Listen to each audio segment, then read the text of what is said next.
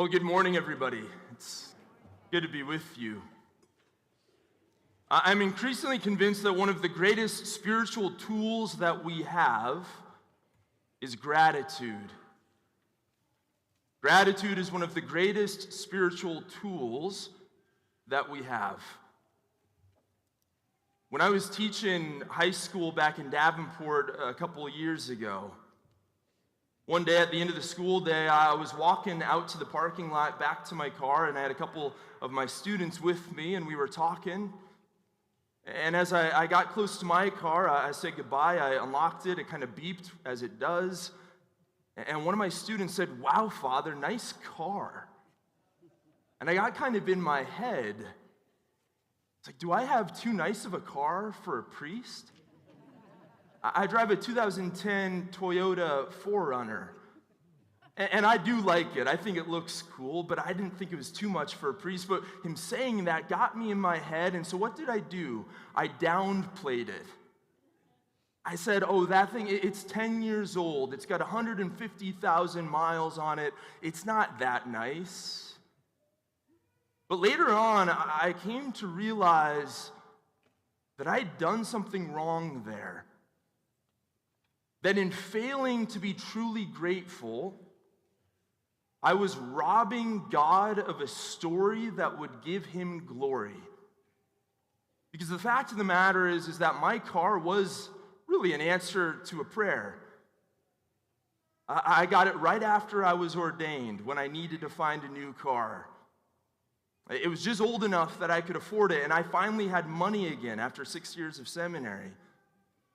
My cousin was the one who was selling it. It was black, so it matched my priest outfit. And it was something that it was actually the car I wanted. It was a huge gift, but in failing to be truly grateful, I was robbing God of a story that was going to give him glory. And one of the greatest spiritual tools we have is to be truly grateful, because it takes the attention off of us and places it back on God. The Russian author Fyodor Dostoevsky in The Brothers Karamazov makes this point at one place in the book. He says, if the devil had gratitude, he would cease to be the devil. If the devil had even an ounce of gratitude, he would cease to be the devil. Why? Because gratitude always recognizes that everything I have is a gift, and that everything about me is dependent on someone else.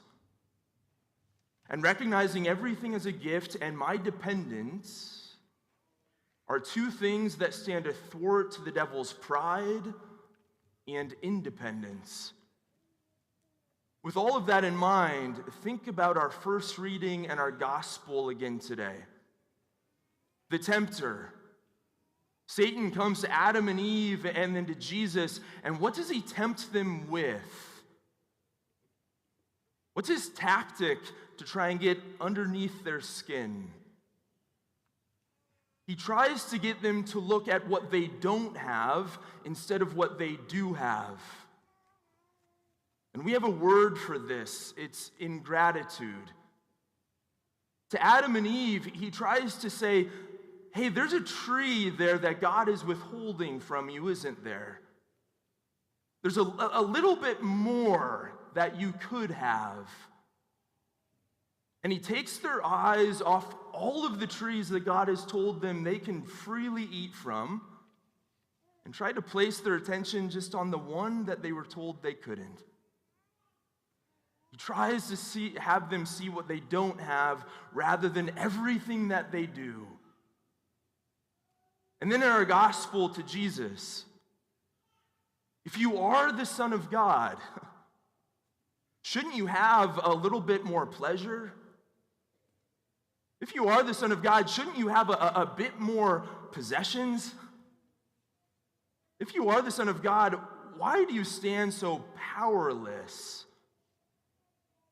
Even to Jesus, he tries to get him to see not what he does have, namely his identity as God's beloved Son, but instead all of the things that he currently does not seem to have. And this is the tempting spirit. Now, modern Americans, do you think this tempting spirit is alive and well in our world today? Do we not live in a culture that is constantly putting before our eyes that which we don't have? You don't even have to drive and walk through a mall anymore to see all the things that you don't have. All you got to do is scroll, and at the click of a button, you can buy more. And then you can start to see what everybody else has through their social media feeds. And with that breeds envy and jealousy and ingratitude. But why would this be a tool that the enemy, that the tempter tries to use against us? Because when I'm focused on what I don't have instead of what I do, what happens in here? I become super agitated. And I start focusing on other things.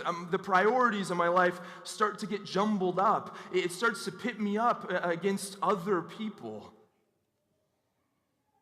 Is it not this fear of scarcity, this fear of not having enough, that so often leads to division, that so often can even lead to violence? It's a perfect trick that is played on us to get us to grow ungrateful for what we do have, and instead have our minds and our eyes focused on that which we don't. Now, Adam and Eve, they failed the test, but Jesus wins it. He passes it.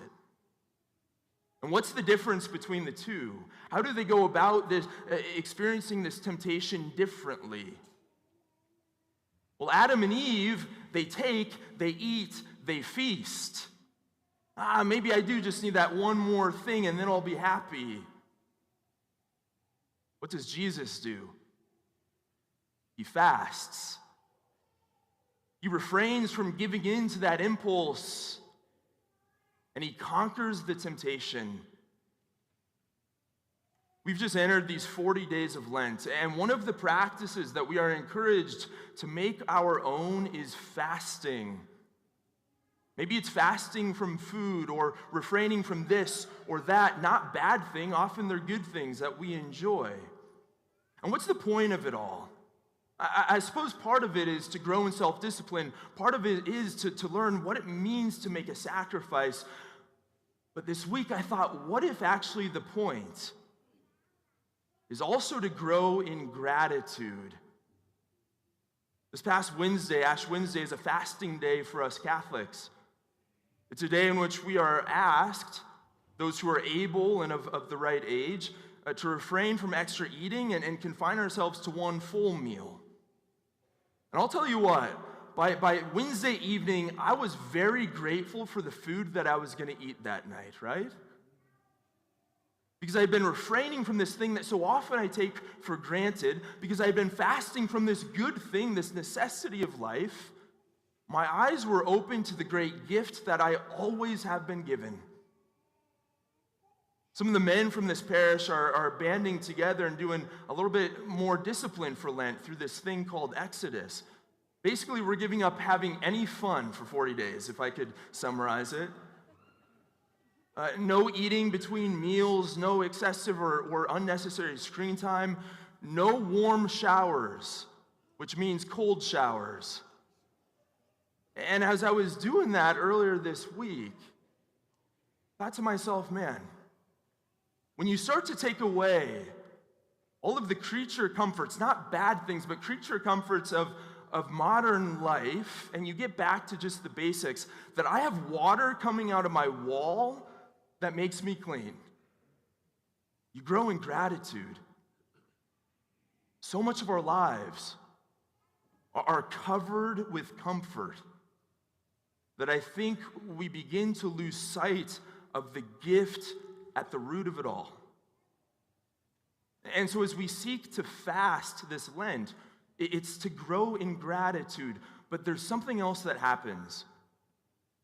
We start to find an interior peace and contentment. The kind of peace and contentment that the enemy does not want us to have. Because if I'm at peace, he cannot control me. G.K. Chesterton, I quoted him last weekend as well, actually. He said this, there's two ways to try and get enough. One is by getting more and more things. The second is by desiring less. By desiring less. These 40 days of Lent, we are actively seeking to desire less, to recognize everything we already have. This was the strength that Jesus shows. And this is the strength that the Lord wants to give each and every one of us during our Lenten fast. Why? So that we might grow in peace, that we might grow in awareness for everything he's already given us, and so that we might grow in gratitude, the greatest tool we have.